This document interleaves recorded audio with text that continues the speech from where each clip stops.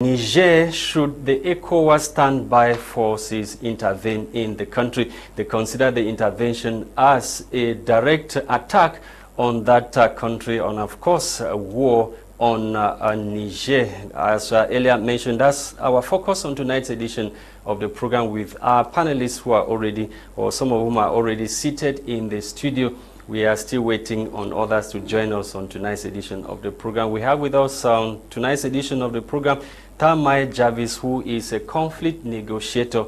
He is joining us on tonight's edition of the program. Good evening, Tamai Jarvis. Good evening, Lasha. Good evening to the peace-loving people of the Northwest and the Southwest, the East, North and South, and the entire Cameroon. Special good evening to those who are watching us on the different social media platforms. We want to say good evening to also those who respectfully disagree with us as far as we give our own analysis based on how we see it from a different perspective. I want to also use this opportunity to say a special good evening to the Chancellor, Pro-Chancellor of Catholic University of Boya and the Chief Shepherd of Boya Diocese, His Lordship Michael Bibi, as well as the President of CUIB, Reverend Father Bartholomew Anyawu. As it is said that conflict in itself is not bad. The Chinese proverb puts it that conflict is an opportunity for growth. And so therefore conflict is inevitable, but of course war is evitable. It takes a few to start a war, and it takes a community and a nation to end a war. And so therefore we must be realistic and be categorical in the way we see things. However, they say in the Bible, blessed are the peacemaker, but they shall see God. Mr. Aka, good evening and welcome. Thank you very much, lastly, for inviting me. I say good evening to everybody in the house, and good evening to the entire Media Prime team that is doing a wonderful job out here. We thank you for once more. Thank you for inviting me. We hope that as we made our own little contribution to what is happening in West Africa precisely, people will be able to, those who agree with us, those who disagree with us, these are our views, and we are making our contribution. And we hope that before we leave this studio today, we'll be able to make an impact on the crisis. Okay, we are also joined tonight by Dr. Asong John on the line to South Africa, while our technicians make things possible for us to have him live on my Media Prime Television. I will begin with you, Tamai Jarvis, in the studio. It will be incumbent on us to first of all analyze some terminologies in this topic we are talking about on tonight's edition of the program before we can get into serious business. What is aid according to you? What is your own definition of aid? If we look at it from the perspective of conflict, these aid are assistance that are given to enable a group of persons or a community to meet up with their urgent needs in such a way that they can be self-sustainable to take care of themselves. And aid varies in different ways. It could be financially, it could be the provision of services, it could be also from the technical perspective, and it could be also from an advisory perspective. That is why the common adage is often that, please, can you aid me something? Means, can you help? It's a help. These are unconditional. These are supposed to be unconditional assistance that are given to a person or group of persons or communities without any string attached. It is often used in humanitarian issues in where you are actually helping humanity. That is aid in itself. However, there could be different definitions of aid depending on the spectrum on which you stand. But when we look at the topic of today, aid is these are assistance that are given to countries. We are to focusing on countries which don't have the technical know-how at the moment, or are facing crises that has actually retarded them from advancing or from moving up to a way in which you can exploit their God's given potential. So that to me is what I consider as aid from a conflict perspective. Does there really exist such thing as aid? Of course. Of course, it does exist. From it did not start today, and it started from the day God created heaven and earth. The day God created man, God saw that man needed an aid, a helper. It's otherwise known as help. So when God saw that, God said, it is not good for a man to be alone. So God gave a woman without any string attached. Eve was the helper. So Eve in that context was Eve. And if you move down to the Bible, you will see that we have had instances of help. And now when we come to the question you're asking is, can we actually have aid? Of course we can have aid. For example, assistance that you are often good at that also give to people. Sometimes you give them without too much string attached or string attached. There is an adage that somebody will tell you that nothing goes for nothing. Of course, nothing goes for nothing, but that depends on the purpose in which the aid is being given. In the context that we find ourselves within the world, it doesn't really apply. These aids have been taken into a different perspective. In fact, it has been misrepresented and misexplained. It, within the African context, from the colonialist perspective, these are strings meant to retard countries from growing.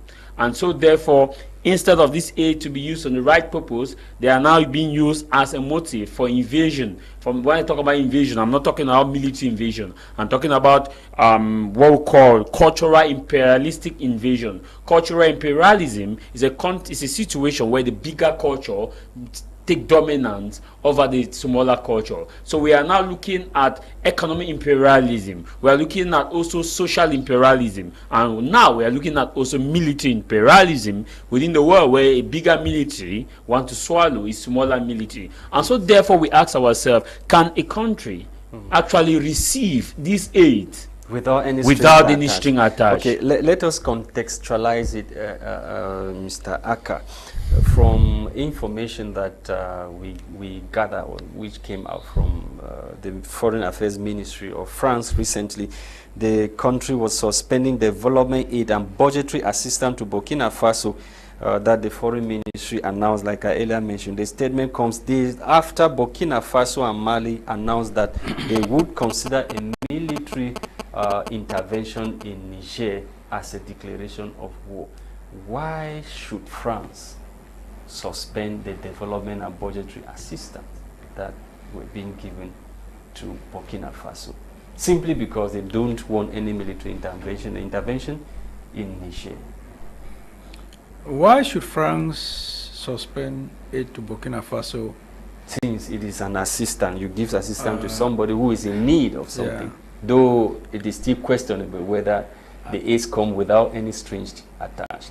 I think I'll cue in from where Jarvis started. Jarvis tried to give his definition and he cut across the board. I want to take it from the context where we are, the context of conflict. What we call aid given to African countries by Western countries, in my opinion, is actually not aid. It's not the intention, because aid is intended to alleviate somebody's situation, to take somebody out of a bad situation. And it should be out of good faith. The aid that the West gives to us is not, they don't have good faith, in my opinion.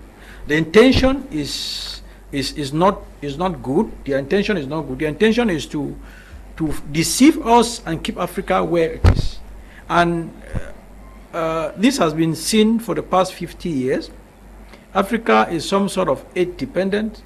And I mean, let's take an example of a child. When you give birth to a child and you send that child to school, the intention is that that child will acquire education, acquire a certificate, work and earn a living and become independent.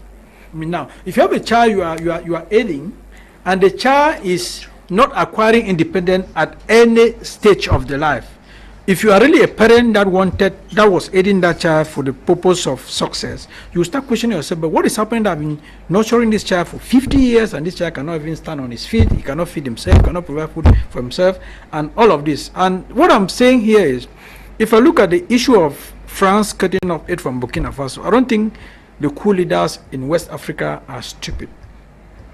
I'm sure that this is not coming like any news to them. I'm talking about Guinea, Mali, Burkina Faso, and recently Niger. They know that France is going to put up a very big fight. They are not stupid.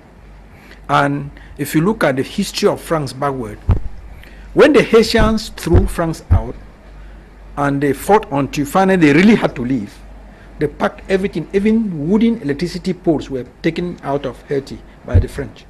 That is the French history. if they finally had to leave, they want to go away with everything. This is if their intention was actually to aid these guys, and then it happened that you had to part. You don't want to pick even electricity posts, no. So I'm saying these guys know that this aid will go away. When they took the decision to take over power, they knew what France would do. And let's not deceive ourselves. France is not going to leave Niger, Bukina Faso, just walk out. They are going to put on a very big fight. Believe me. Russia is already on they are going to put on a very big fight, and that fight is and as I would say, even before those guys decided to do what they did, I mean, this I'm referring now to those four countries. I'm sure that they had a witch somewhere that we are not seeing, because to take that courage, they know the French very well. I mean, I read something about the how Goita, one of the motivations for Goita to take over power was that they said they were fighting terrorism as a frontline soldier. They were not allowed to capture the terrorists by the French. So he called his head office, and they will tell him listen to the French. What is this saying? There's a mafia that's going on between the French and the sitting governments in those countries that was pushing these young soldiers to be killed in the front lines. So you are saying that the French government is actually sponsoring terrorism? I don't think that you want to hear that from me, Lasha. Yes, of course. Why would you? If you listen to following Goita's testimony, that is the way I look at it. Because he said at the front line, as a frontline soldier, they got to a point that they have encircled terrorists and they were about to capture them. The French commanders told them not to do it. Then out of frustration as young soldiers, when they called the headquarters back, they told them, no, you must listen to the French. You cannot be fighting an enemy, you come close to capturing an enemy, then they tell you not to capture the enemy. Do you really intend to capture that enemy? No. My view is that these guys created the situation in the Sahel in order to create confusion, and in the midst of that confusion, as usual, will be carrying away all the natural resources from this country. This is my view. And this is what's making France so mad. Because they can't imagine. I mean, and this fight is not the fight of France alone, believe me, because up to 20% of uranium that powers nuclear plants in Europe comes from Niger. So France will easily win the support of other European countries in this fight. And they are fighting this fight not physically. The fight will come in very many ways. So my point is, these guys are not stupid. They knew that aid will be cut off. They know that, and I'm sure they have prepared their minds. And what I mean, I'm astonished at their confidence. Honestly, during the Russian African summit, I did not expect these young guys to go there, because you could step out and by the time you come back, another guy has taken over power. But the fact that they went out there and came back and there was no agitation means they have done some good. Yes, they have planned. Yes, so it means that they had, because when you just take over as a coup leader, you consolidate your position first before you can move out.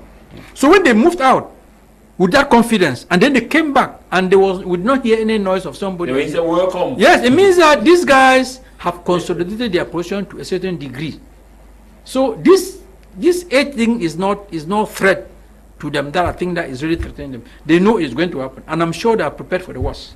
Okay, Dr. Assom, I'm told you just joined us. Good evening and welcome. Good evening, Kingsley. Good evening to Mark and the co-panelists. It's my pleasure being with you again this evening. Yes, we are talking suspension of aid by the French government to Burkina Faso, after Burkina Faso and Mali announced recently that they were going to consider any military intervention to reinstate the democratically elected president in Niger as a declaration of war. What is your take on that? I think it's, from my part, the fact that some leaders, the ECOWAS region wants to take military action to reinstate the democratically elected president who was ousted by the coup. To me, it's not a good move. if we look at the humanitarian crisis that are going to come out as a result of that war, and if we look at Niger sharing border with Nigeria, there are so many tribes along that border that have the same language, culture in Niger and in Nigeria. So I don't really see that as being a wise decision. I see it as a decision that is influenced by the West, and with France, as we say in Pidgin, blowing the fire behind it. Because France does not want to leave Niger. They don't want to lose the uranium that they have.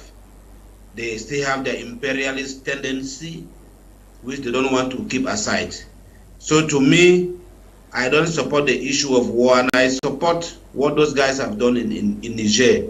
It is high time for we Africans to stand up for what belongs to us, to defend our interest.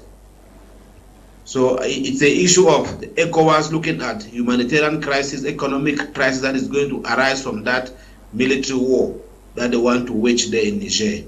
Now, the people of Niger are in support of their leaders. Yes. So it's going to be very tough. Now, France is suspending development aids as well as budgetary assistance to Bukina Faso. Will that really work? Of course, to me... Yes, does it have any impact on the country?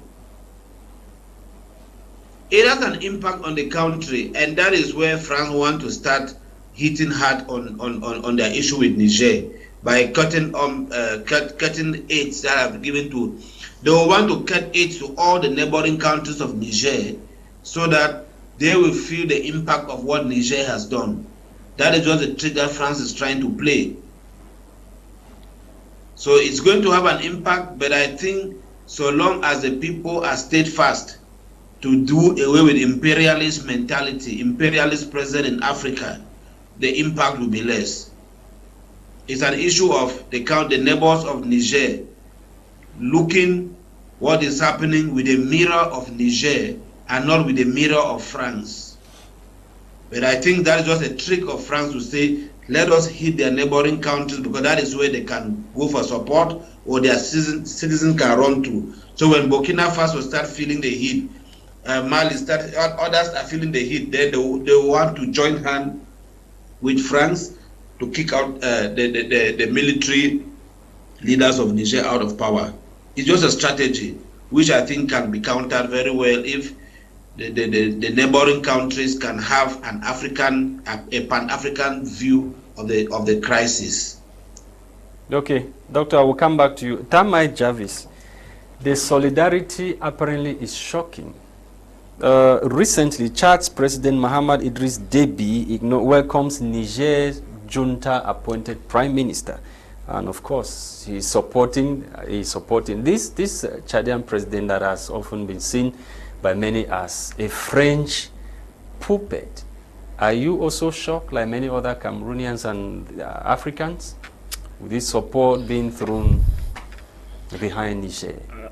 You know that Chad itself, his coming to power is questionable. Because they often said it's France that put... Yeah, so yes. I was going somewhere. It's questionable in terms of, many say it's a coup, some say it's not a coup. And so he was sent before. He was one of the first person that was sent by ECOWAS, president of Nigeria, who is the chairman of ECOWAS, Bola Ahmed Tinubu, to go and negotiate with the junta in Niger and see how they can restore constitutional order. That was before the first ultimatum of ECOWAS could elapse.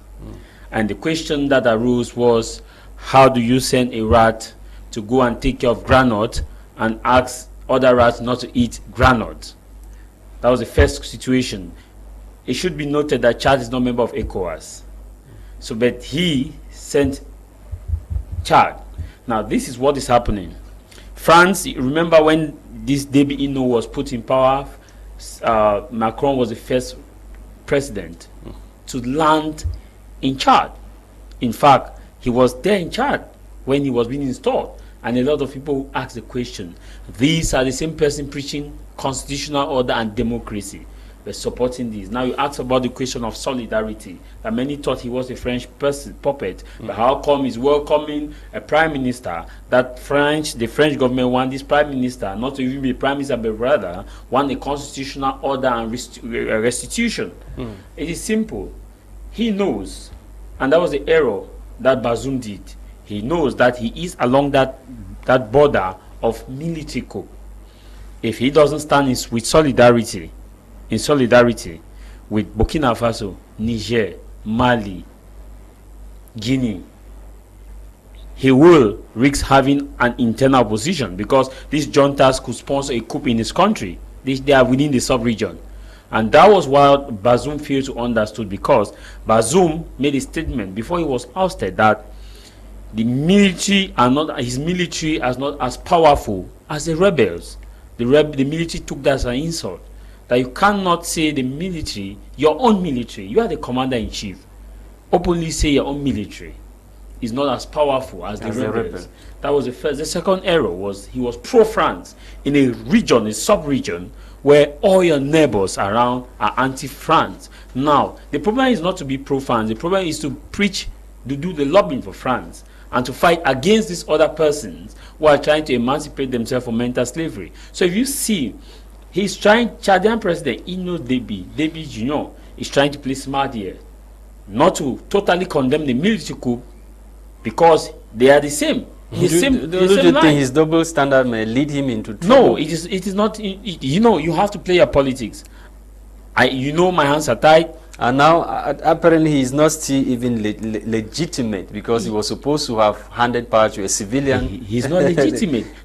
Government. So he's not legitimate, and so he has a way out. The French cannot put him pressure, because if the French put him too much pressure, he leans with his brothers, and they fight the anti-French sentiment. So in France at this level will be wise enough not to too much push him harder, because this anti-French sentiment in that region is so high. Now they just have to pamper him. Well, whatever you do, as long as our interest is not at stake, where we still don't see you that way. Well, but this is something you asked Mr. Lusha, and I agree with Mr. Lusha on what he talked about, the fact that these coup leaders are not stupid. They knew the aid would be suspended. When the aid was suspended, the response for Ibrahim Traore was clear. Let them take the aid. We don't see what the aid has done to us since we were receiving the aid. And I ask a question: why is it that for the past 60 years, Africans and African countries, and Traore asked that same question in Russia, in St. Petersburg, that it was a rhetorical one, that why is it that with all the human resources, with all the natural resources, with all what Africa has, Africa is still a poor continent? And he said, I quote, "The question in translated version that my generation is asking is that why is it that we all what we have as human and natural resources, we are still poor?" And he apologized before saying it. He said, I want to apologize to my seniors sitting here for the words I will use, because he was indexing those who were sitting there. 60 years we are unable to construct our roads as Africans, good roads. 60 years we are unable to have good hospitals. 60 years we are unable to power our streets, our counties and our capitals. 60 years we are unable to provide food. We rely on aid. 60 years after independence. 60 years after independence, we are still begging to be enslaved. 60 years after independence, our men and women keep dying in the Mediterranean. In fact, the Mediterranean has become a cemetery for Africans. 60 years after independence and at the abolition of slavery, when we're told that James Somerset was the first slave to be set free, and we're also told that William Wilberforce fought against slavery. Now, the whites were forcing us to be enslaved, but today we are begging to be enslaved. We are risking ourselves to be enslaved, and we are the embassies of the Western nations. How rude they are to refuse us visas, because they know we are begging to be enslaved. But now ask a question as Traore asked. These guys knew the aid would be suspended. And I want to say that the suspension of the aid is a good thing. In fact, they say sometimes when you are put in a tight corner, that's when you know your outcome, your power. This happened in Libya. The suspension of aid is not the first time. Libya was affected after the Lockerbie bombing, where Libya, it was everything. In fact, Libya was isolated. America isolated Libya. But let me shock you. That was a blessing that Libya had at the time, because immediately after the isolation, what happened was Gaddafi worked with his people. They developed their economy. Let me tell you, what is money? Money is what is generally accepted, used as a medium of exchange and backed by as a legal and has a legal tender. You suspend aid to this country. Money is, you print the paper. You are giving them the paper, but they have the resources. You suspend the aid, they have the resources. They have the uranium. They will look for a different buyer.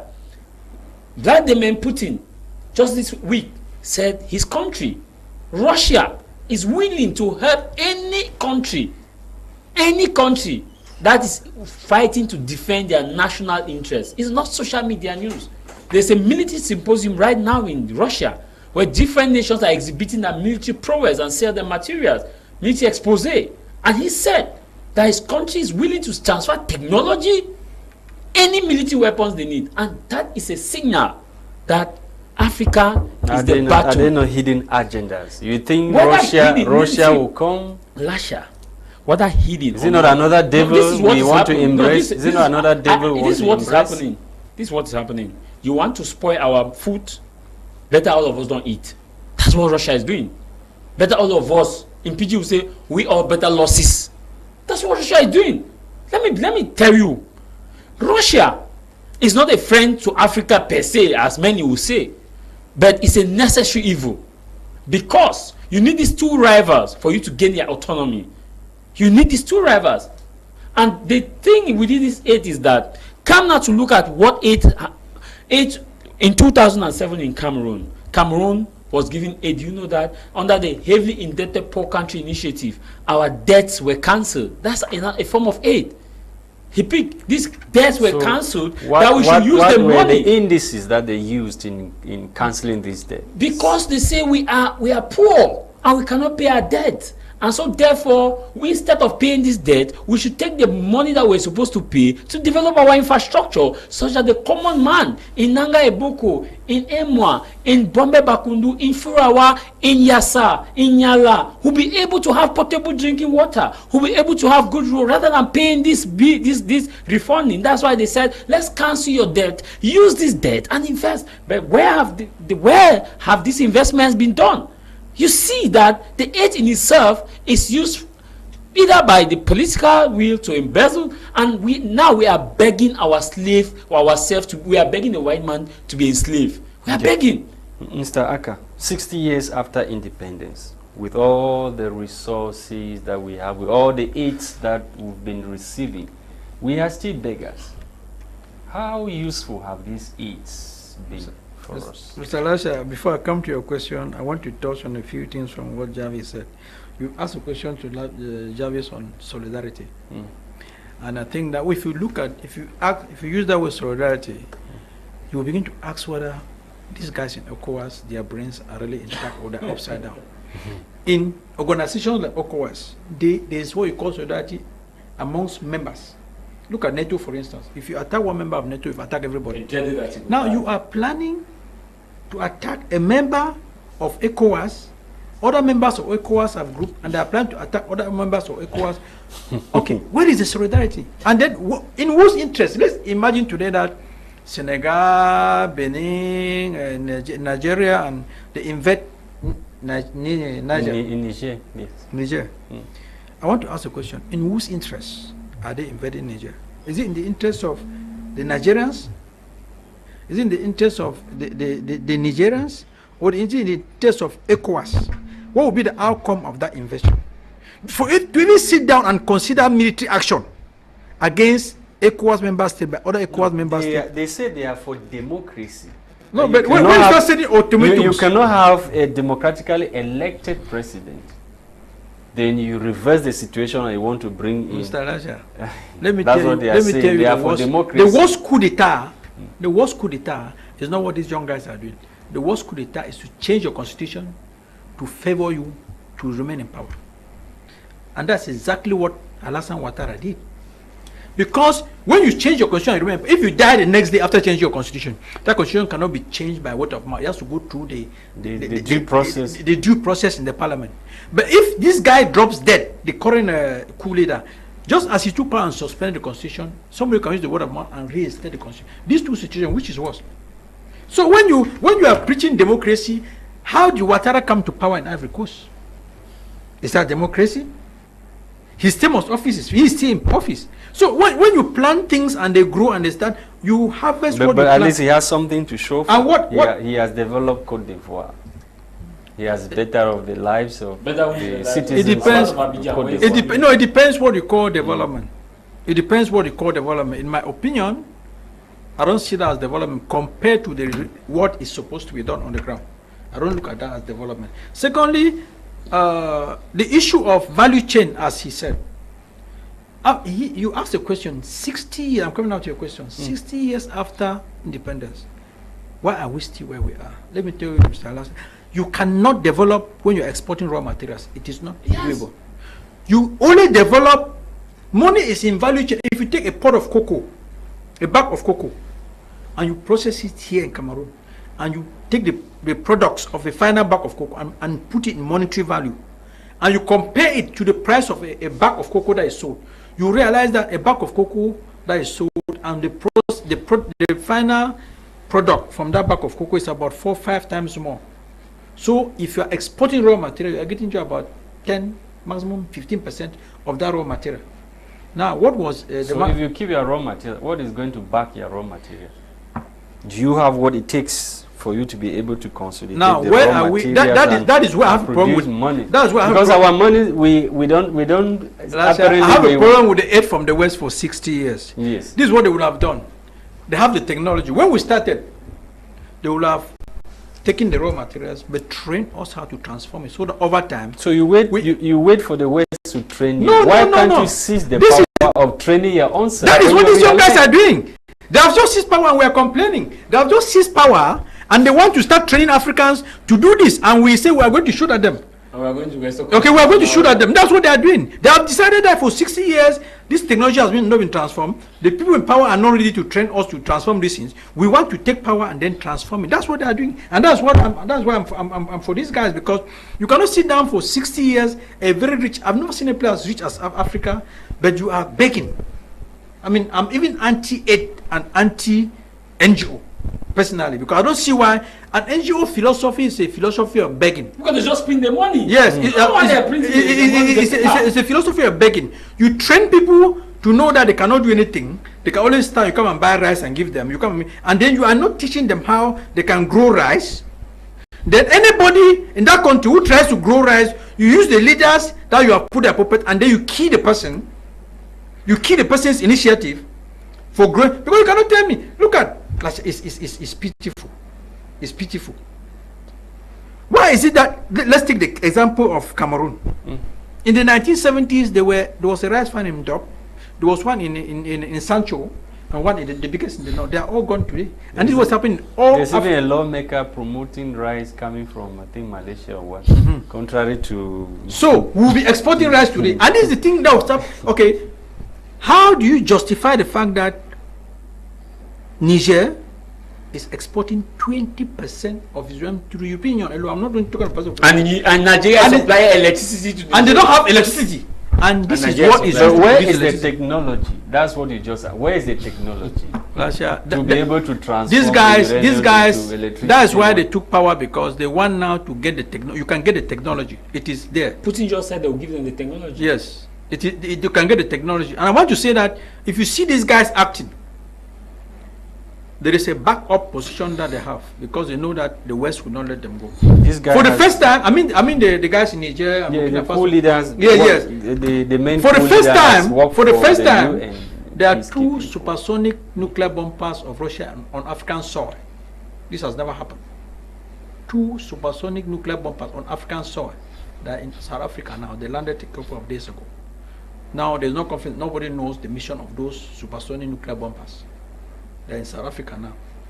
That is a message that you should not take it lightly, because you don't know who invited them. How authentic is your message? No, Lasha, like I was saying, that we are on air, Cameroonians and the world. It is very authentic. They landed. Like I was saying, the public interviewed their pilots, the members of crew that came, and they are I mean, you are a journalist. You can find it. I'm on media. You can find it out. Okay. Now, what I'm saying is, what is their mission in South Africa now? Nobody knows. And South Africa is not at war. Yes, nobody knows. Nobody knows the arrangements that these guys have made with other countries. Nobody knows the arrangements. That's maybe the same question I will also ask. What about the different military bases spread across the African continent? And that is where I have another problem. With this forum. There is no African country that has a military base in Europe or America. There is no, that I know. Maybe I don't know. There is no African country that has military base in the US or in Europe.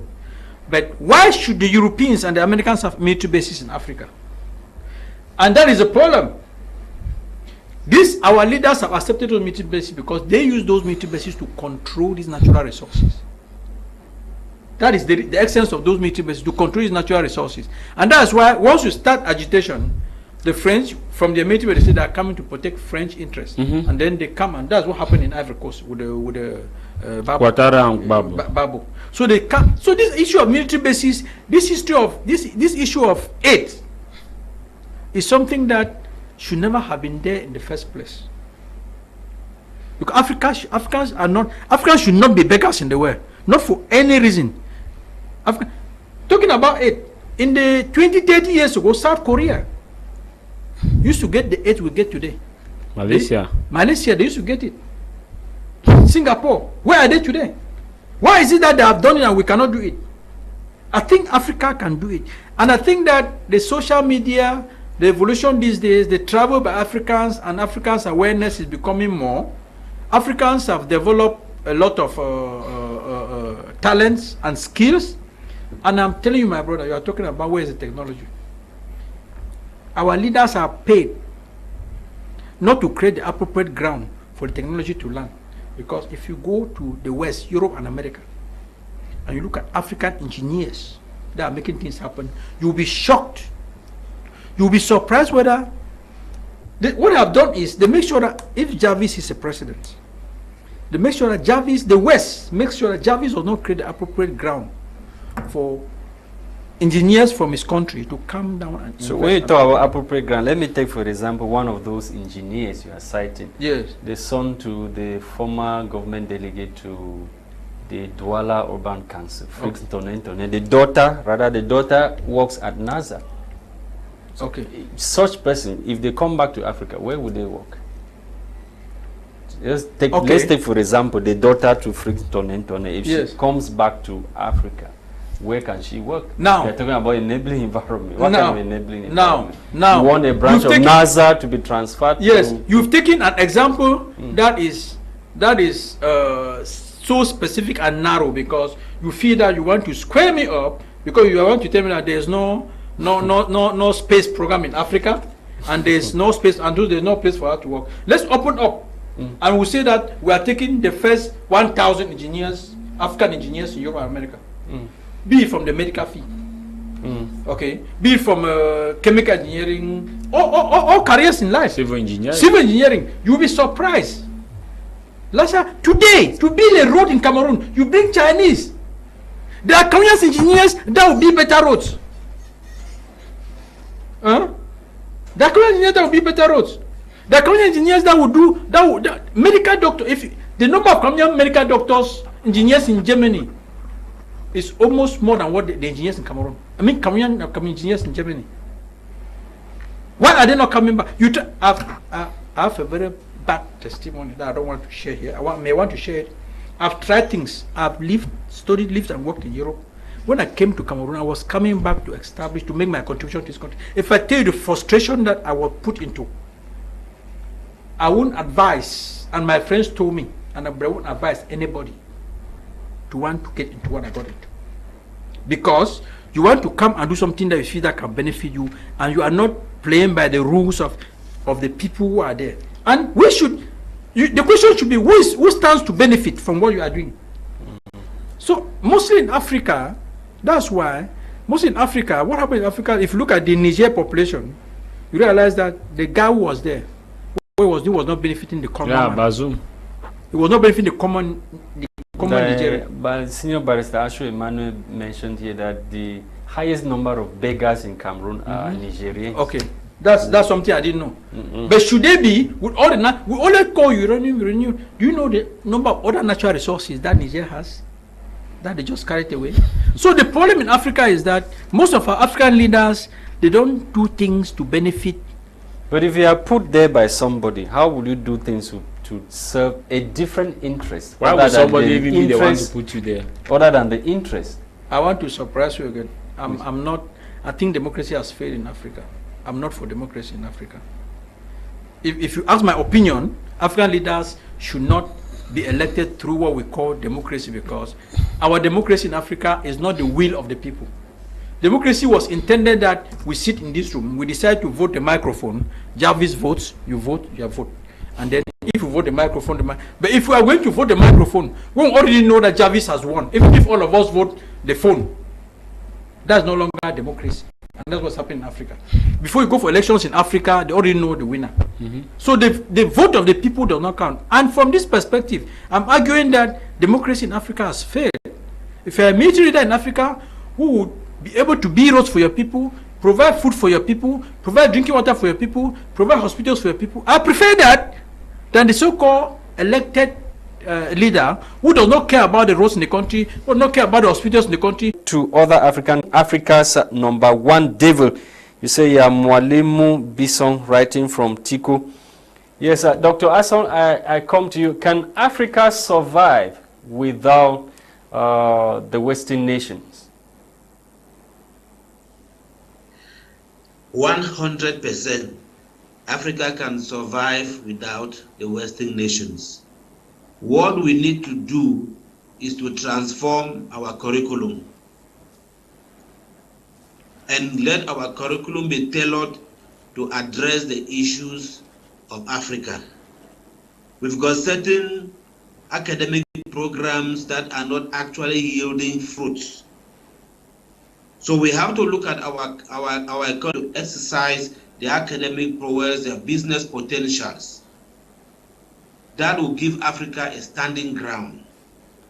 We cannot every day for 60 years only be eating Mambo chocolate and Bonvita, not being able to produce it, yet we are the one who produce cocoa. So I think it's time for Africa. If you go down to Douala, there are a lot of Cameroonians who are inventing small machines. If government can invest, give them an enabling environment, those guys will be able to manufacture better technology than that. So we can survive without the West. It only comes from our African consciousness. When we believe that we can do it, we will do it.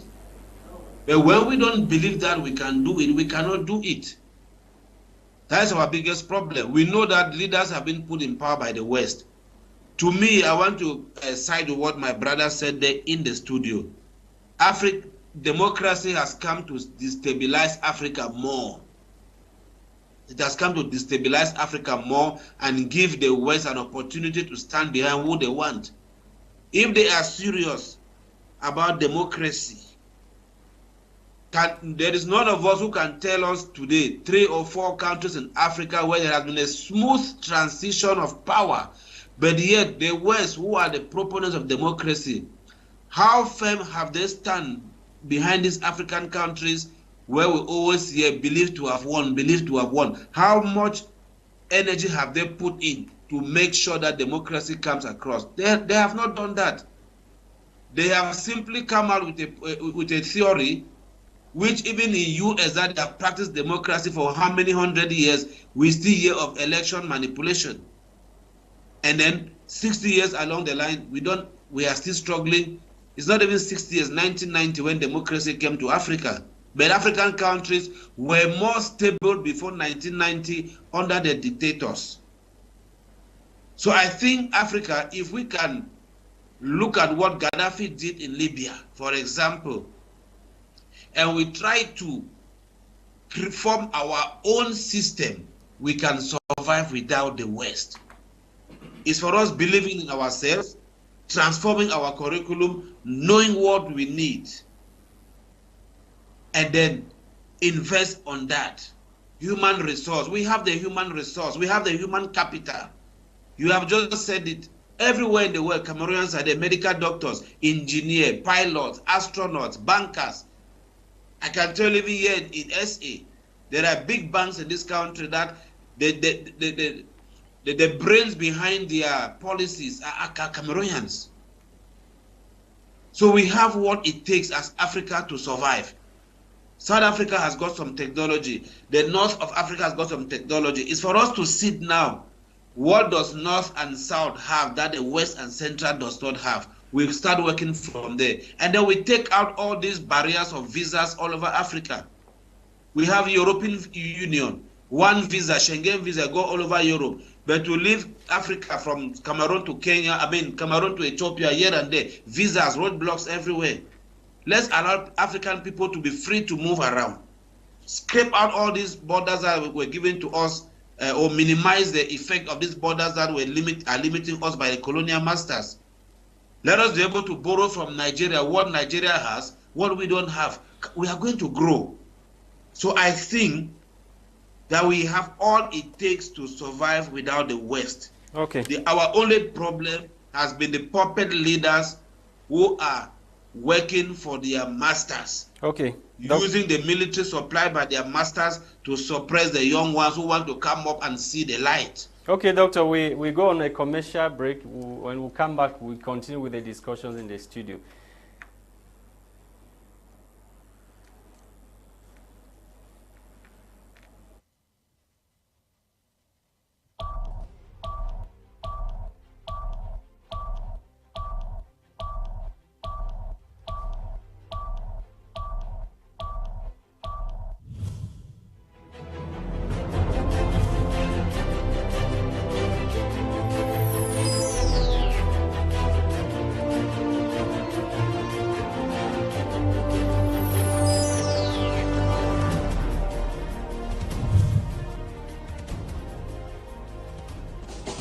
The university that guarantees employment with 3 campuses offers professional training for French and English speakers in HND, Bachelor Masters, while providing free transportation for its students. Institutes in several fields: agriculture and food sciences, medical and biomedical sciences, civil engineering, graphic design, renewable energy, corporate communication, journalism, food technology, networks and telecommunications, computer engineering, accountancy, petroleum logistics, management, business and finance, nature management and protection, gastronomy, arts, RST. Transportation is free, internet free. See you at the Nyom and Omnisport campuses in Yaoundé. Contact 679-22-5887, 698-844487. RST, University of the Future for Diploma Employment Guarantee.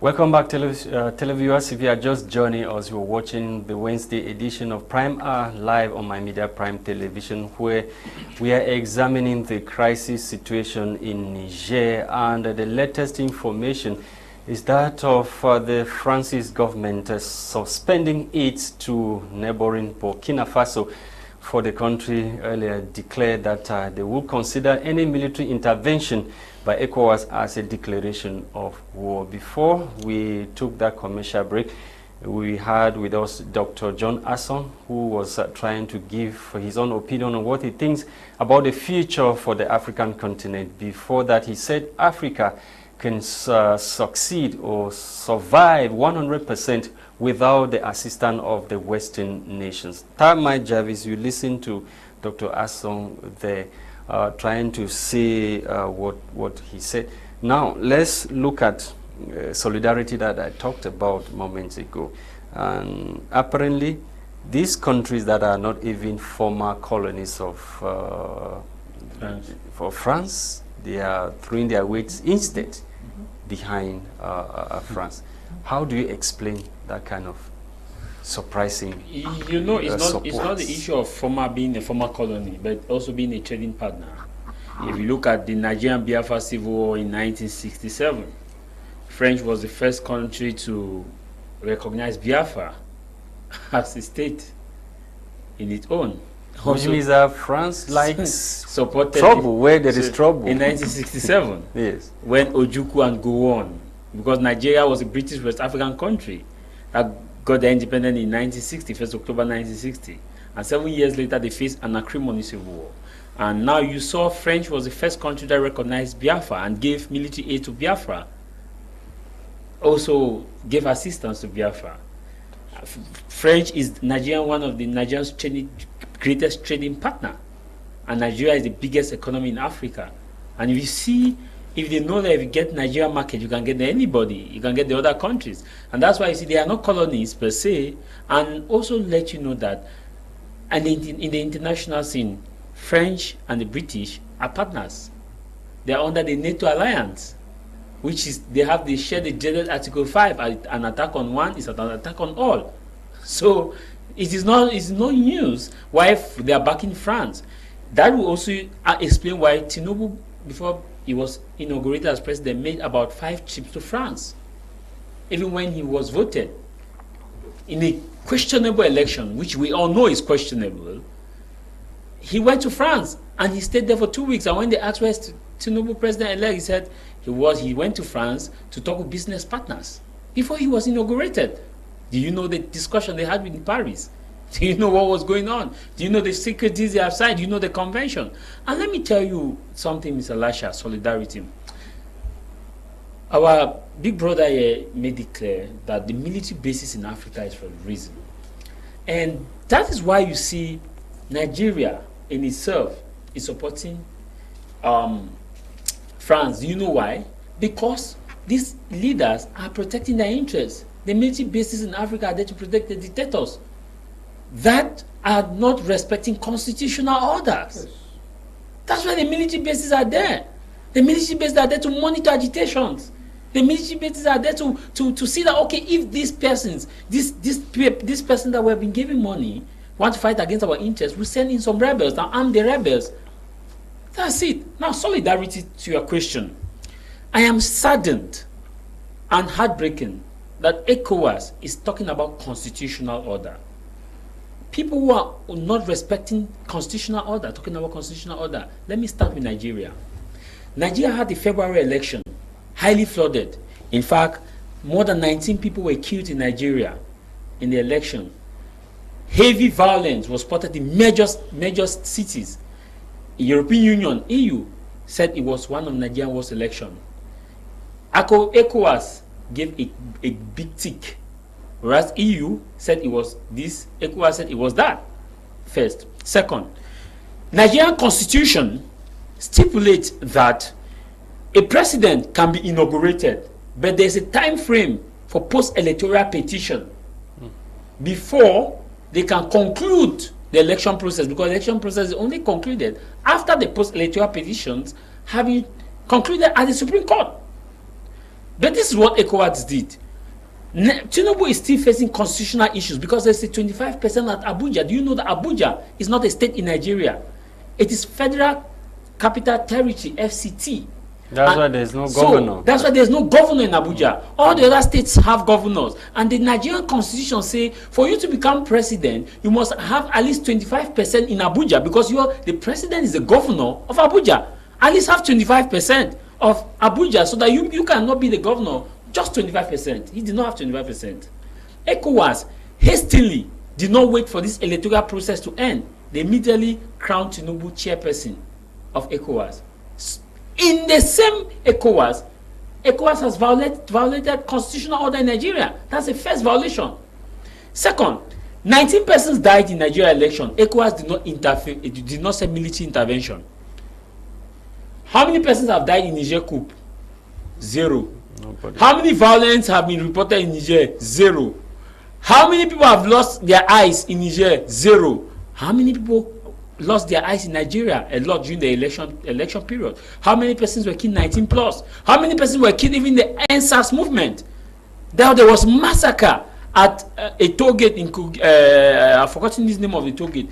That's one. Come to Lasha. That's why you see Tinubu is drumming the war, because he wants The Nigerian constitution gives him the power. If Nigeria is in war, is at war rather, they suspend the constitution. The president is at war. But now this is it. He risks also being impeached because according to Nigeria constitution, that's why. But his senators have said no. Let me explain. That's why Tinubu did not write to the Senate saying they are going for military intervention. He wrote to the Senate seeking permission for this. Nigeria is a member of ECOWAS. He is a chairman of ECOWAS. ECOWAS have agreed on a military intervention. He wrote to the Senate. And there's something, let me come. He wrote to the Senate that, dear Senate, support ECOWAS. Since Nigeria is a member, we want you to support ECOWAS as a member. ECOWAS, not Nigeria, is going to war. The senator says they are against ECOWAS' decision to go to war, right? This is what, according to the constitution, the president cannot go to war in Nigeria without the approval of the Senate. If the president goes to war in Nigeria on one condition, if Nigeria's interest is at risk. As he so said, are you saying Nigeria interest is not as at he risk? said, he asked a question. No, He asked a question, what is the interest of Nigeria at risk? No interest. No, how can you say no interest? They share common borders with the countries that are throwing their weight. Displayed in this coup d'etat. That's the first thing you should talk about, your interest. How many people have been displaced from Niger to Nigeria? They are bothering you. Do you know that Niger hosts 30,000, almost 30,000 Nigerian refugees from Boko Haram insurgency in the Sahel region? Do you know? Do you know that Nigeria is a valuable trading partner with Niger? The sanction that has been imposed in Niger, Al Jazeera reports that Nigeria will be the person. So why is Tinubu bent on doing what? I'm coming. So then the constitution states that Tinubu can only go to war if Nigerian interests are at risk, and that's for 1 week. And after 1 week, he has to come to the Senate and ask for authorization. Even the current constitution that gives Nigeria the membership of ECOWAS is unconstitutional because they went into ECOWAS during the military regime. And when the 1996 constitution was instituted in Nigeria, it states that all existing law for the country to join anybody must pass through the parliament. That did not, ECOWAS membership did not pass through the parliament. Or during military regime. But the law is not retrospective. No, it is not in retrospective. No, you cannot be talking about something. We are not talking about, Lasha, we are not talking about retrospective. We are talking about. But was the law there before? This was a military decision that sent Nigeria to ECOWAS. The senators are saying that there is need for review. It was a military decision. Are you saying that whatever military decision that were taken within the period of military dictatorship should be accepted? Come to Alasama. That's why you see Nigeria. Tinubu is pushing for the war because the war will benefit his interest and the post-electoral petition will slide down. Alassane Drama Ouattara, as my senior brother here said. In 2010, when Gbagbo alleged that the election had not been concluded, Gbagbo was overthrown by rebels backed by the French. This is what happened. The French went to UN and seek a UN resolution that they want to protect civilians. They want to French interest. Yes, and that they want to protect. No, it was civilians because they said Gbagbo was to use heavy artillery on civilians since people were being killed. That they want to protect civilians. So the UN resolution gave them the power to carry airstrike on key military infrastructures that could be used as a target to target civilians. That's why Gbagbo army could not do heavy repressive against the rebels. And so the rebels had a peaceful victory, entered into Abidjan and entered into the presidency and gathered Gbagbo away. When Alassane Ouattara was talking about changing the constitution, do you know that 55 people were killed in Abidjan? Do you know how many houses were destroyed? Where was ECOWAS? Where was ECOWAS? That aside, that's why Alassane Ouattara is the first to talk about that Ivory Coast will send in troops. In fact, Ivory Coast will give contribution to his troops and has already made logistics available, financial logistics, so that you follow his speech. That's what he said. But Cote d'Ivoire is France in disguise, no, so you cannot be talking about that. You are just saying that Ouattara was supported by this. How do you expect Ouattara not to do?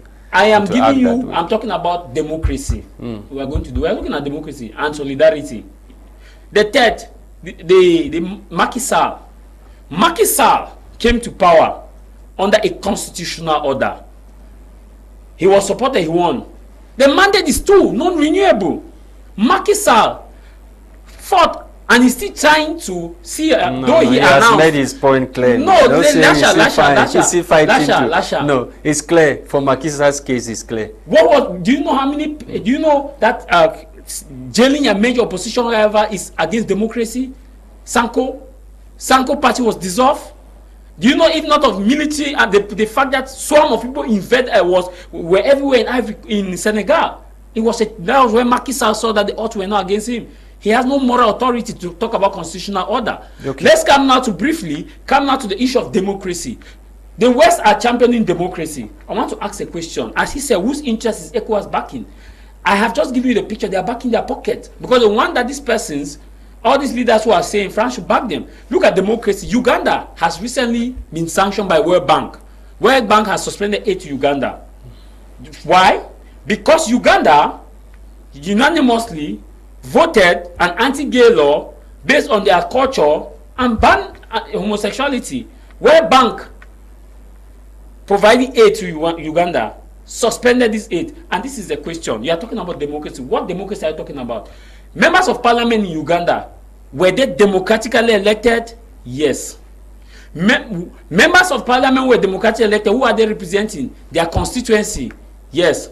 The members in the parliament sat and represent the voice of the people. Unanimously, 98% voted in favor of anti-gay law.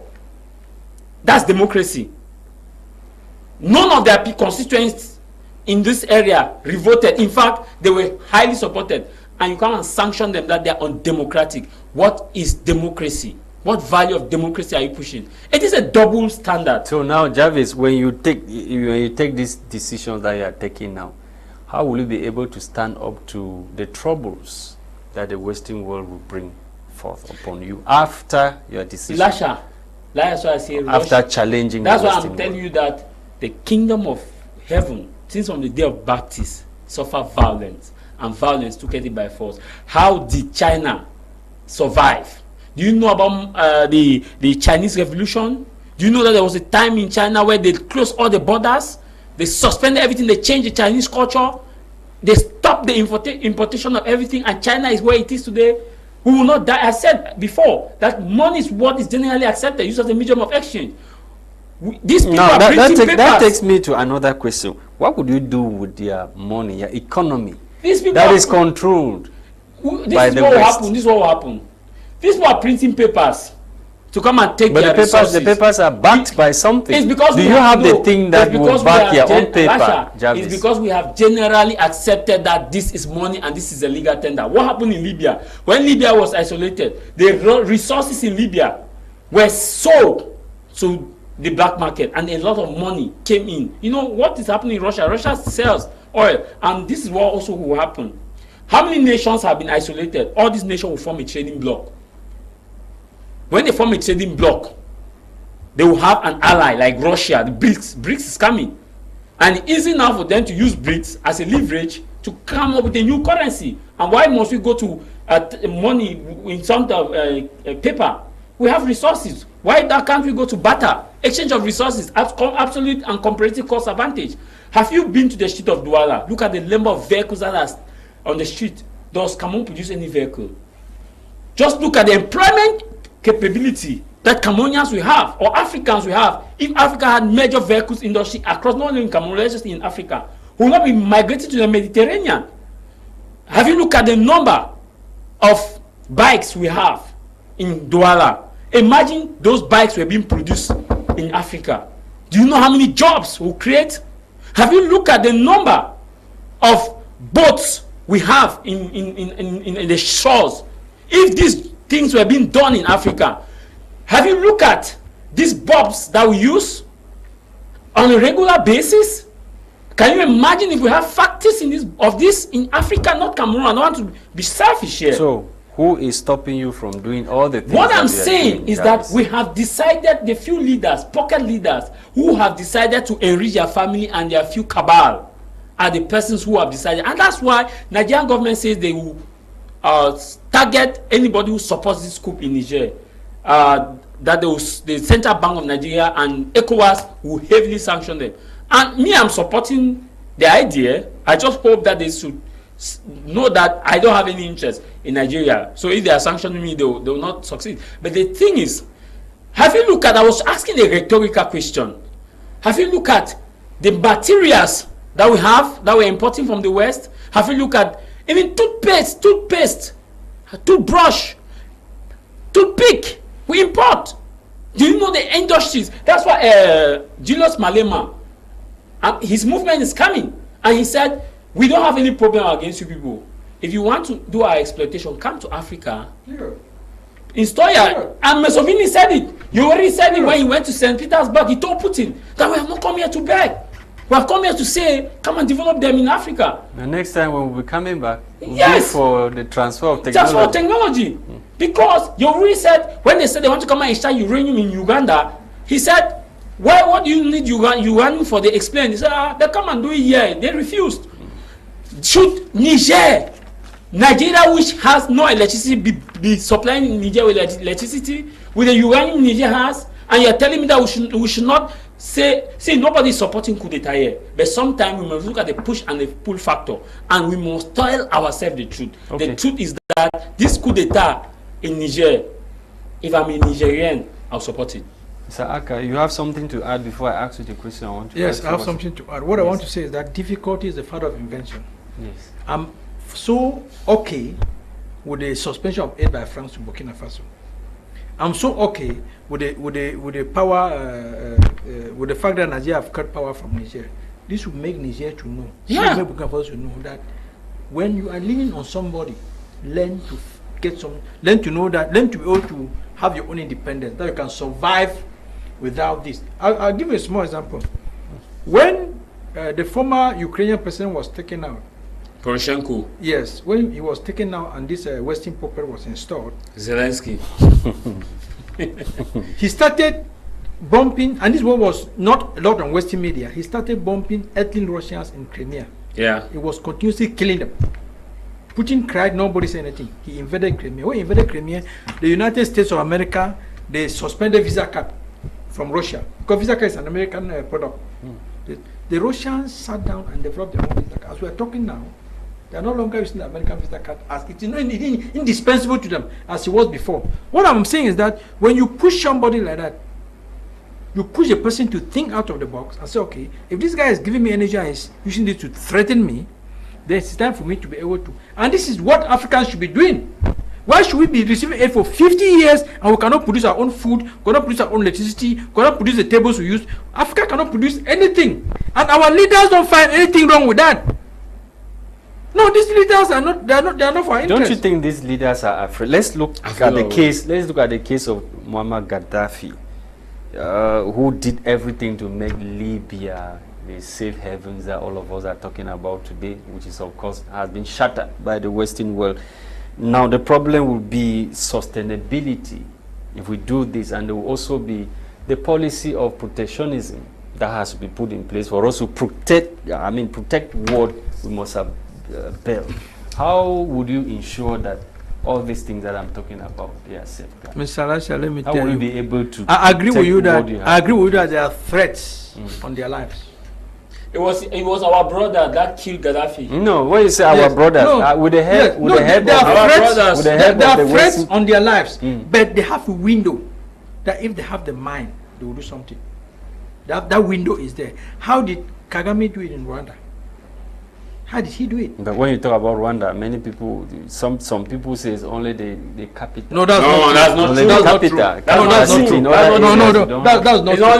Rwanda, we need. No, but some people have said so. No. The Kagame we are talking about. The index of development is not only the physical stuff that you see. There is also freedom of speech, freedom of expression, liberty, human dignity. Lasha, I've told you that yes. This your democracy philosophy has failed in Africa. That freedom of speech, freedom of this, it really don't. I want somebody who provide drinking water to his citizens, provide roads, provide education. People cannot even talk if you cannot talk, Rwanda. and you are sure of your medicine, you are sure of your road, you are sure of your schools, you are sure you have a good life, you are sure of your salary.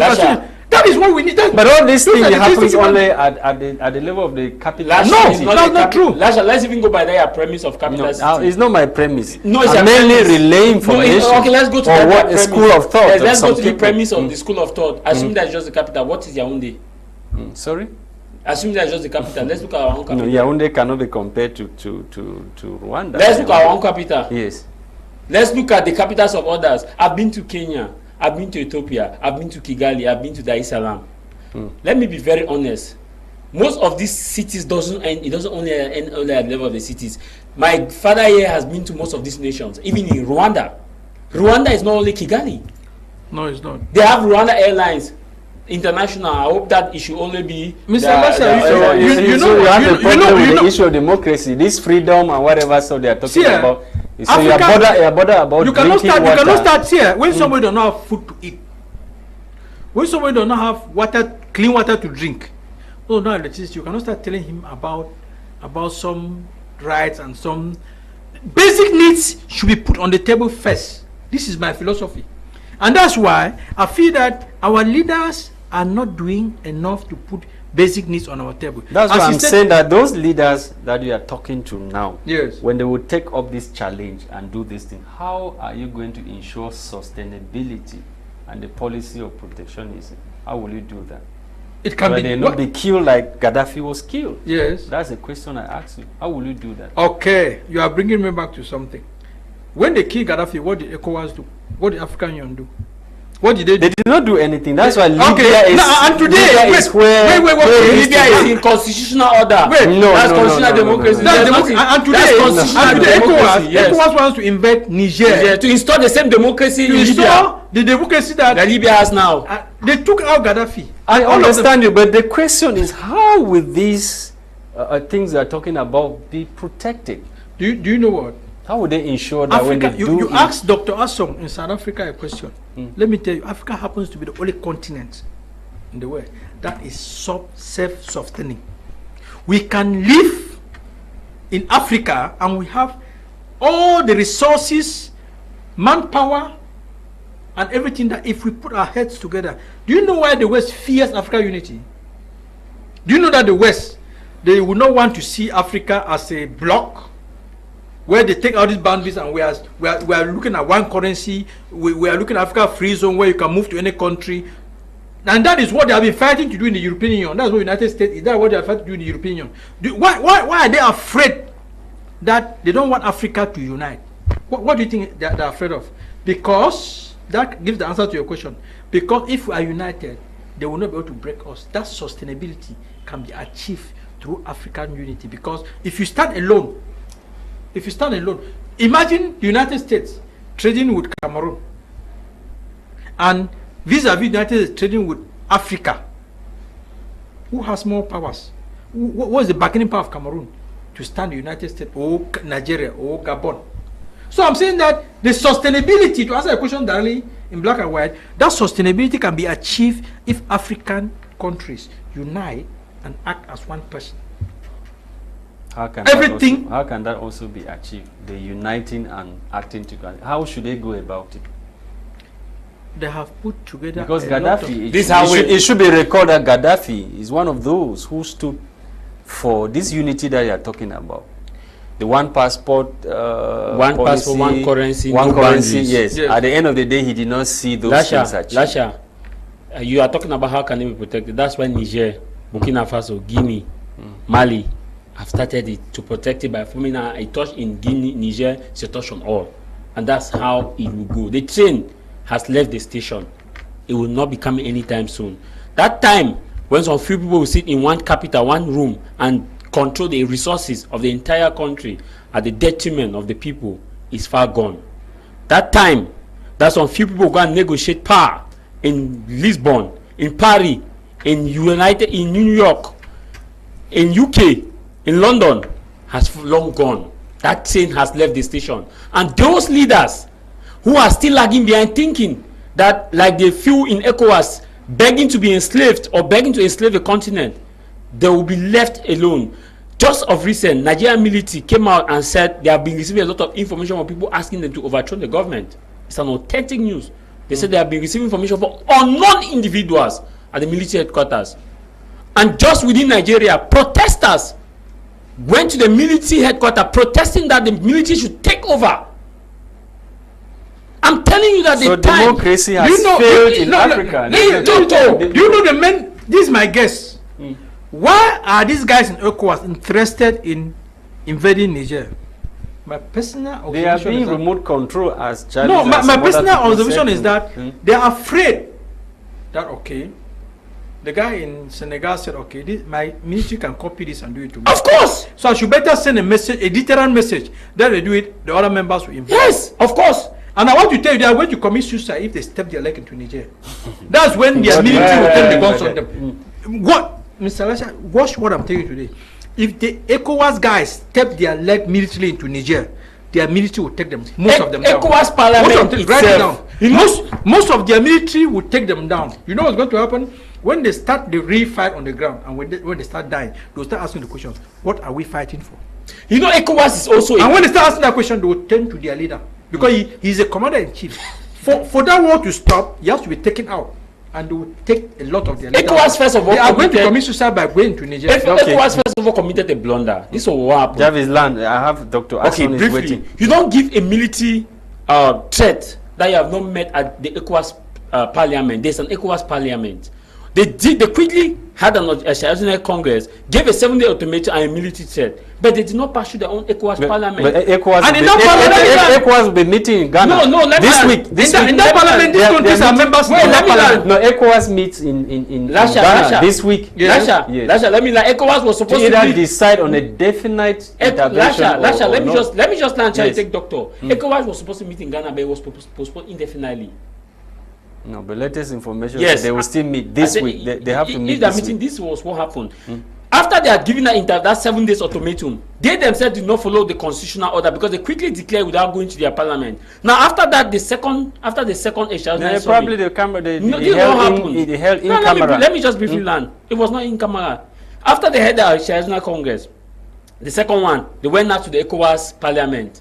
The ECOWAS parliament voted against military intervention. You see that where is this standby military intervention? This is a problem. This way, I'm aligning to what he's saying, that if ECOWAS dare to order the military intervention in Niger, it's suicidal. It's suicidal because the military leaders themselves within these independent countries will look it as an attack on the institution, because the first question they will ask is, what is the interest of Nigeria, the threat of Nigeria in Niger, as compared to Lasha? Look at the resources that will be spent if there's a military intervention. Africa does not have an arm factory. Bullets are not produced in Africa. Bombs are not produced in Africa. Isn't there enough reason for the Western guys now? Now they will give you. Yes, they're getting business avenues. Okay. Yes, Doctor, I understand you have been waiting for a very long time. Sorry, Doctor. Yes, we are talking about the sustainability of what these other panelists are saying in the studio, that they should copy the example of Muammar Gaddafi.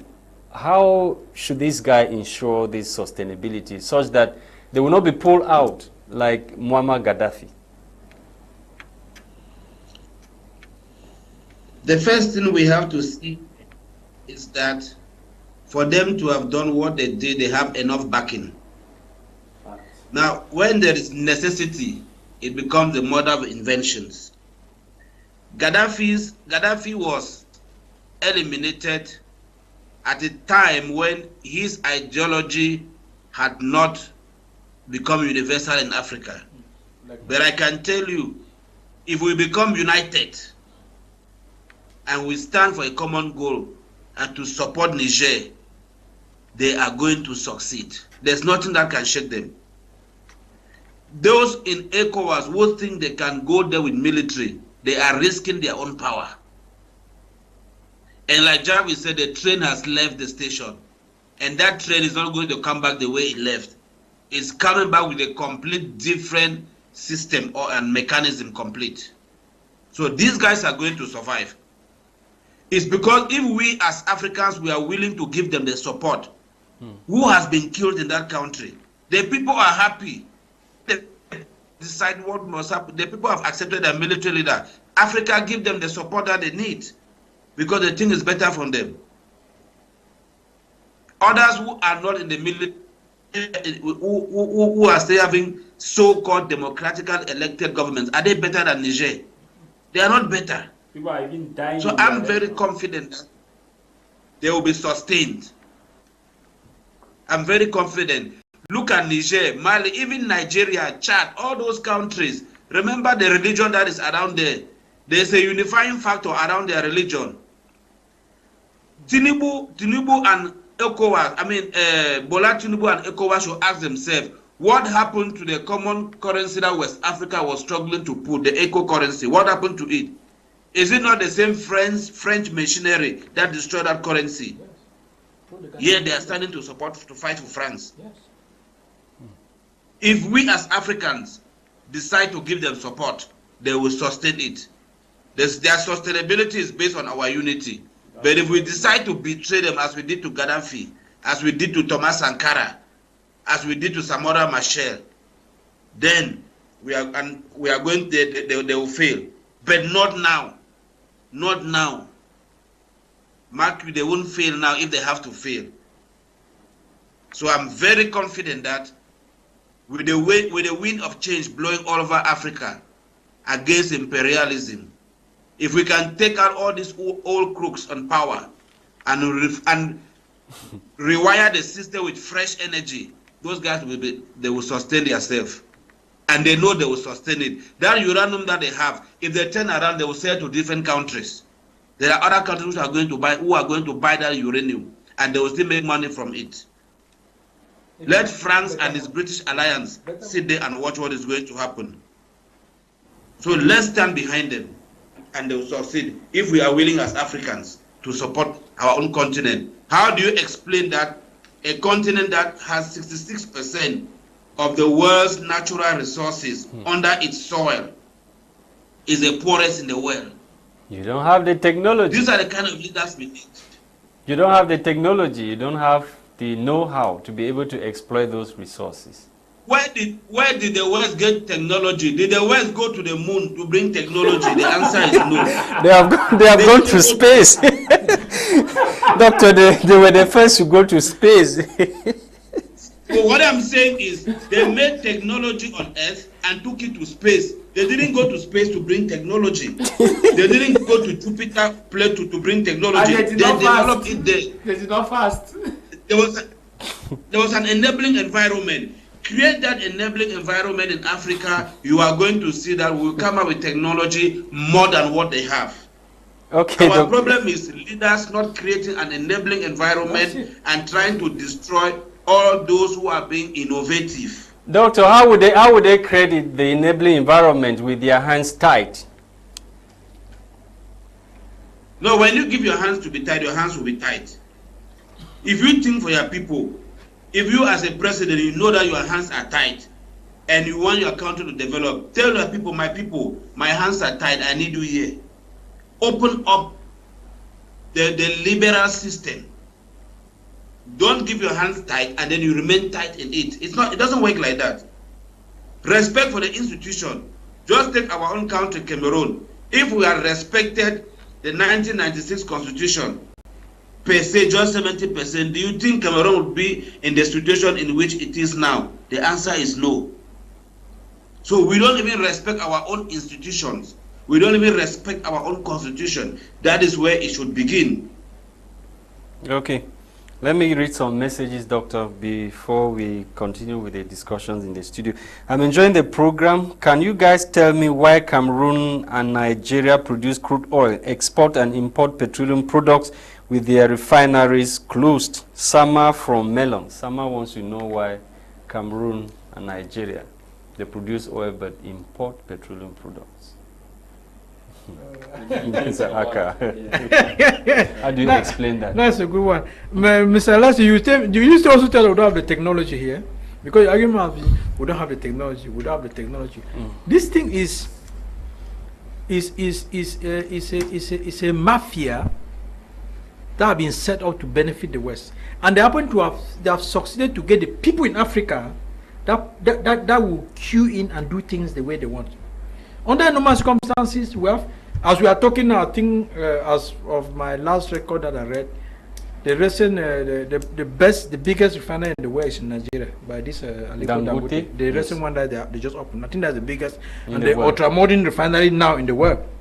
Now, why would you have that in Nigeria? You have the crude, then you are importing. No, that one I think it has not gone operational. No, it has not gone. I mean, very soon. At least very soon. Look the narratives will be different. Take our own down here. Take our own down here. Why should we be importing? Now, when you look at, we suffered a fire incident. No, before that, partially paralyzed us. Before that, making us. What happened? What happened before the fire incident? What happened? Do you even know? Do you know? In 2003, I'll tell you a small story. 2002, 2003, I was in Oslo, and the whole capital of Norway was a chantier. It was a chantier. What just happened around that early 2000? They had discovered, Norway had discovered a lot of oil in the North Sea. And then they were building. Now, if you go to Oslo now, when you were there, then you will not believe it's a very Oslo. Now, there is a forum where every day, you know how many barrels of oil were drained for that nation. It's open information to everybody. How many barrels of oil were drained? How many were sold? Where is the income from this to the stuff? This openness keeps. In Africa, do we even know who controls oil money? Let me just. That is why we are important, because not cutting you short. No, I'm not cutting you. I just want to chip in to what you are saying. Yeah. A minister once said in this country that the complexity of Sonara is so complicated that only him and the head of state can understand the figures. That's why it is not open to the public. So the oil money is for the head of state. No, the mathematics. No, I don't know. That the mathematics is so complicated. Generally in Africa, that only him and the head of state understand. Generally in Africa, because maybe the minister was speaking for himself, because we have the national hydrocarbons. Do you know how much is produced in corporation? Do you know how much is produced? How much income comes in from probably the information will still be declassified. Do you know? You've not gone probably to the right quarters to get the information. That particular product. Maybe the National Statistics Institute can give us that information. I'm telling you that I will give you a task or a challenge. If you have that, how much has he was saying? How much have you gone to the National Statistics Institute to verify, Jarvis? Lasha, we are here on air. No, I'm asking that. Have you gone to the National Statistics Institute? I have people who have conducted research on this, and they were blank when they went to that process. It was almost like a top secret information. It's not given. Do you know how much is produced every year in Cameroon? Do you know how many is sold? How much is sold? How much? Do you know how much income petroleum generates in this country? If you see it anywhere in an open source, then I will resign as a journalist. Like in Norway, it is open information. Every day you go there to the government website. This number was due from the North Sea. This number of barrels were due. This is what we have sold. This is that's the information I'm saying. You have that information now. They started investing and bidding. They break down. If you go to Norway, I'm not talking about Norway. Their cities have all been reconstructed with oil money. Now, that is the mind. That's the difference between. This brings to question now. Yes.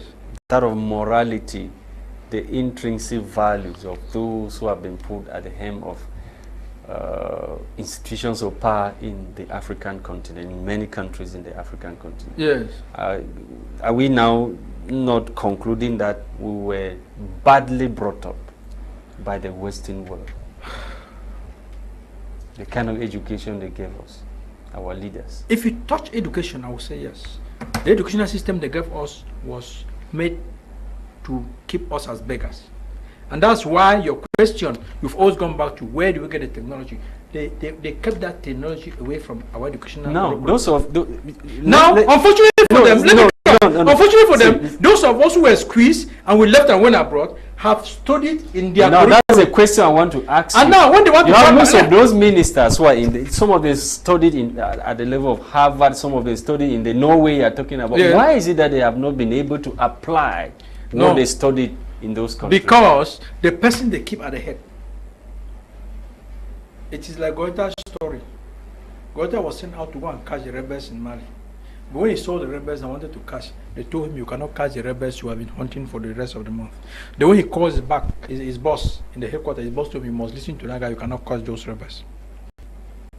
So even if you study at Harvard and you come back and you are the best engineer and you want to be a road in Cameroon, and those at the head cannot give you the contract to be because somebody from China has to come and be that road. Would they give you the contract without the resources? What do you do? What do you do? That is it. So what the West is doing is this.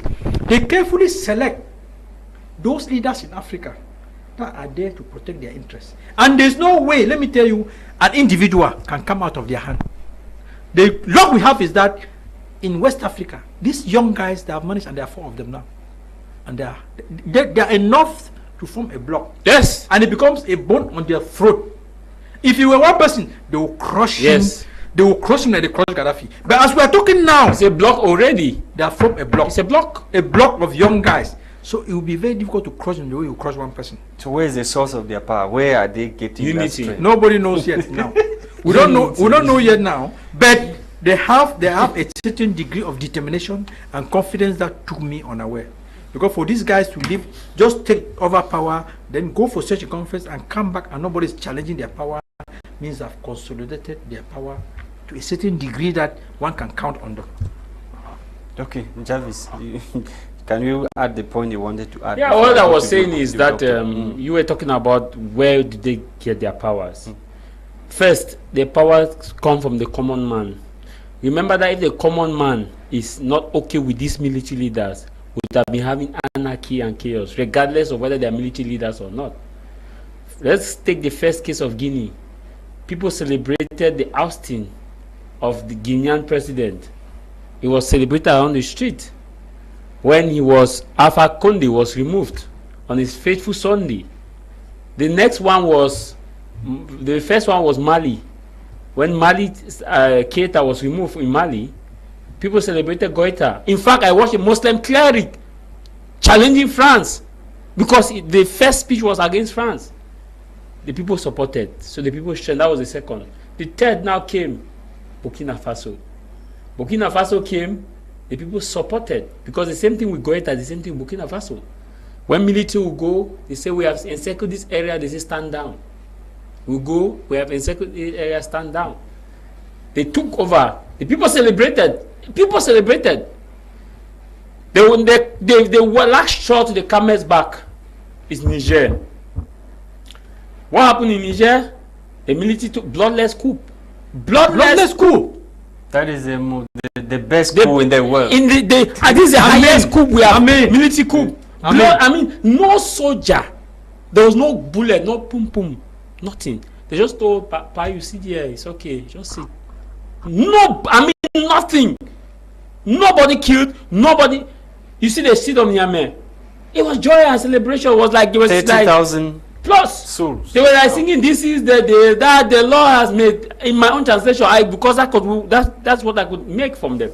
Come to what Traoré, Bukina Faso, Traoré and the rest went to Russia. As he was saying, one would have expected that such a decision you don't move. Yes, it was too early for them to move. It was too early. But they were so sure of themselves. Yes, and they moved to St. Petersburg. I was very surprised to see them move. I didn't expect them to go. When they went to St. Petersburg, do you know the one they had to be put in? Do you know the terms of reference? BRICS is having their summit in this month in South Africa. This is so you're asking about their strength. When Traoré came back in Burkina Faso, do you know that he received a heroic welcome? It was like when Jesus entered Jerusalem, the whole street, they were behind him. In fact, people rallied to welcome a military leader, their president, that we say it's unconstitutional. So this now comes back to what Mr. Aka is saying, that democracy is dead and gone in Africa. Lasha, he doesn't believe in anything democracy. Lasha, I just quoted you an example of democracy in Uganda. Uganda said, okay, let's practice this as democracy. You sanction them. Is it the population is aligning. The same. Lasha, is it Mr. Aka saying that democracy in Africa? What's your opinion? Because let's look at no. I don't have any opinion. Let's look at African development. Okay. Now the rule of government is to provide basic necessity to its citizens. That's the basic rule of government. The first means drinking water, electricity, healthcare, housing, healthcare, transportation. In Africa, our leaders don't. These things are not their priority. And in the West, priorities? What then is their priority? Let us take this their concept. This their concept. I don't want to see you have an opinion. This is their concept of democracy. That's the first thing. And I come to America. Do you know that the former president in America is facing a lot of indictment? Some of which are his freedom of speech. Do you know that in Cameroon, if an opposition leader challenge an election process, the West will say it is democracy. But when the president said the election was flooded, they said he's an insurrectionist. And now they have said he has no right to question the election. And so he has appeared in court. He has been indicted. He's on 4 counts of 4 different indictments. And you say democracy. So it means that there's nothing even like democracy. What is democracy? Look at Uganda. Uganda is Rwanda rather. They say Kagame is not practicing democracy. Jarvis, so according to you, what should we practice in Africa? What we should practice in Africa? What is the ideal form of government that should be practiced in Africa? Lasha, there's what we call what is the ideal form of government? There's what we call socio-demographic factors. No, Jarvis, I want to frame anything. I want to give you why what should we practice. Without the socio-demographic factor for Africa is different from the West. So what we should practice in Africa is what we worked for us. And what will work for us is enlightened, benevolent despot. These are people who can take the nation forward. I don't care about how they come about. I don't care if they are dictators, but they should be enlightened. They should be benevolent in their action, and they should put the interest first. Look at the democracy Gaddafi had in Libya. It provided what he was talking about, the basic needs. Electricity, people were sick, they water, went to hospital without even paying. No, they were not paying anything. But now look at housing. Free water in the desert. In the desert. Look at the democracy now that the 100% paid by the state. Look at the democracy that the West has instilled in Libya. In fact, Libya has the best democracy now. Libya has it's best democracy. I think I want to chip in something. You want the question? You ask, what is the best form of? I want to tell you, government that should practice the ideal. Your community where you live, your village. Yes. I don't know which village you come from. Those guys in that village, they know who has the interest of that village at heart. You know what I'm telling you? If you come to cities, to quarters, they know who has the interest of that. If you give them the opportunity to choose who will be there and make sure they have drinking water, they will choose the right person. The right person, and the person will deliver.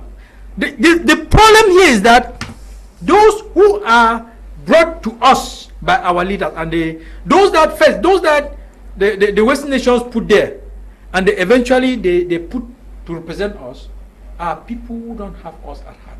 So the best type of democracy that can work in Africa is that give the people the opportunity to choose their leaders at every level. You'll be surprised that it's like an old man.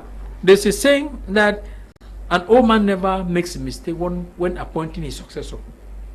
You'll be surprised that the people that a community will choose to represent them, you'll be surprised at the result that those people will deliver. If you actually allow them to be the ones to select without influencing their judgment. And I think that's the best thing that can work for Africa. Okay. Dr. Aso, we are concluding the program. What is the ideal form of government that should be practiced in Africa, since we are all agreeing, or you guys are all agreeing that democracy has failed in Africa? Yeah, we have all agreed that democracy is dead on arrival. That's a very good phrase. I must concur with that. I think at this stage, we have to sit, look at our society, look at our multi-ethnicity, and then our scholars should be able to come out with our own system of government. In the villages, in the kingdoms, there used to be what we call, they call it the Lekotla, where the chief sits with elders and they know exactly what is needed for the interest of the people. So let's go back to our indigenous roots. From our indigenous roots, we will be able to get a policy, a system of governance that will fit us as Africans. You remember that Africa is made up of, in fact, it's a continent of kingdoms. We were living under kingdoms before the West came with their republic system. And those our kingdoms were so prosperous. So let our academics, our think tanks sit down, review our indigenous roots. We'll be able to get a system of government that will be very effective and efficient for Africa. Okay. Rather than sitting on democracy, sometimes I even call it as a demon that went crazy. Because what kind of democracy you bring crazy now. rules? Yes, you bring rules that even a child will sit and insult the father, and you say democracy is the right of a child. That a democracy will promote gayism, will promote lesbianism. Is that democracy? I don't think so. Thank you, Doctor. So let's go back to our roots. Thank you so much. We'll be able to come out with a system that will fit us better. Thank you so much, Dr. Asom, for taking our time on tonight's edition of the program. You were live from South Africa. Hoping to have you some other day on the program. Tamai Jarvis, thank you too for coming. Thank you very much, Lasha. I want to seize this opportunity to tell the peace-loving people of Cameroon that we should just pray and keep hope alive, that God in his infinite mercy will guide us through. And I want to also wish a very good evening to those who are watching us, especially Madame Doberta, the board chair of Sonora, and the people of my village, Way Village, where I come from, and my town, Moya. Good evening to you. Okay, Sir Aka, thank you for coming. So before I go, I want to say that this democracy palaver like this. You know something with these Westerners? In the West, for instance, they don't allow polygamy. You cannot get more than one wife. And if you live here, you go to America, if you have 5 wives here, you cannot, in America, you get married to one wife. And that is their culture. And when you come there, you cue into their culture and their law, what their law says. And you have to do it. But when it comes to us, they come here and want to impose homosexuality on us. And when we say no, they say they will penalize us. My view is that Africans should learn to live without aid. Africans should find ways to walk out of Western aid. That's the first recommendation I want to make. The second recommendation, Africans must work to unite. Africans must work to unite. Fortunately for us, the communication today, the social media, is easier for people to communicate. If Africans unite, particularly the youth, because the old people are not, they are going, Africans should work to unite, and Pan-Africanism should grow from strength to strength, so that we can one day stand as a block and come out of the grip of this lion that is holding us. Okay. And before we go, I want to thank you very much and all the members of crew in the house for inviting us. We hope that we've made our own little contribution to the topic, and we hope that some people like President Alassane Ouattara should be able to know that going to Niger will be committing suicide. And that if most of them go there, they may end up being thrown out by their own military. So the advice is let them look for diplomatic ways to solve that problem and not send military threats to the coup leaders. Thank you very much. That's it for tonight's edition of Prime Hour that was brought to you live on My Media Prime Television with the technical assistant of Ewane Nolinga Eli. I have been Lasha Kingsley for presentation. Wishing you a great night. Hoping to be back tomorrow for the Thursday edition of the program. Stay blessed. Bye-bye.